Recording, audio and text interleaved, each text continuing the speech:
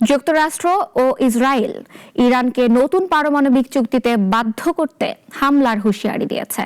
তবে ইরান পাল্টা বড় ধরনের সামরিক প্রতিক্রিয়ার সতর্কবার্তা দিয়েছে। ওয়াল স্ট্রিট জার্নাল এবং আন্তর্জাতিক সূত্র জানাচ্ছে, আগামী 2 সপ্তাহের মধ্যে ট্রাম্প হামলার সিদ্ধান্ত নিতে পারেন। যুক্তরাষ্ট্র একটি নতুন পারমাণবিক চুক্তিতে স্বাক্ষরে বাধ্য করতে ইরানে হামলা চালাতে পারে। প্রেসিডেন্ট ডোনাল্ড ট্রাম্প আগামী 2 সপ্তাহের মধ্যে এ ধরনের হামলার অনুমোদনও দিতে পারেন। একই সঙ্গে ইসরায়েলও ইরানে কড়া হামলার হুঁশিয়ারি দিয়েছে। তবে ইরানও পাল্টা বড় ধরনের সামরিক প্রক্রিয়ার সতর্কবার্তা দিয়েছে। তাদের পক্ষ থেকে জাতিসংঘকে তেহরানের সামরিক স্থাপনার তালিকা পাঠানো হয়েছে।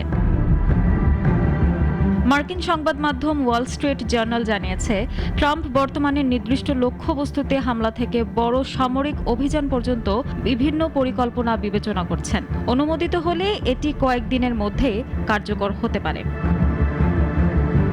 প্রাথমিক লক্ষ্য হবে ইরানের নির্দিষ্ট সামরিক স্থাপনা বা সরকারি দপ্তর, যাতে তেহরান বড় ধরনের সংঘাতের ঝুঁকি ছাড়াই চাপের মুখে পড়ে। তবে ইরান যদি ইউরেনিয়াম সমৃদ্ধকরণ কার্যক্রম বন্ধ না করে, ওয়াশিংটন হামলার পরিধি আরও বাড়াতে পারে। ইসরায়েলি প্রধানমন্ত্রী বেনিয়ামিন নেতানিয়াহুর বৃহস্পতিবার সেনাবাহিনীর প্রশিক্ষণ শিবিরে সতর্ক করেন, ইরান যদি তাদের আক্রমণ করে, প্রতিশোধ হবে এমন যা তারা কল্পনাও করতে পারবে না। যুক্তরাষ্ট্র ইতিমধ্যেই ইরানের উপকূলে যুদ্ধবিমান এবং নৌবাহিনী মোতায়েন করেছে।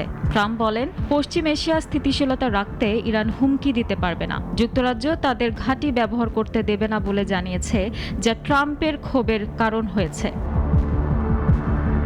ইরান যুক্তরাষ্ট্রের আলটিমেটামের জবাবে জাতিসংঘে চিঠি পাঠিয়ে জানিয়েছে, সামরিক আগ্রাসনের শিকার হলে তারা সিদ্ধান্তমূলক জবাব দেবে। তারা যুদ্ধ চায় না, তবে হামলার ঝুঁকি স্পষ্ট হলে প্রতিরক্ষা কার্যক্রম চালাবে।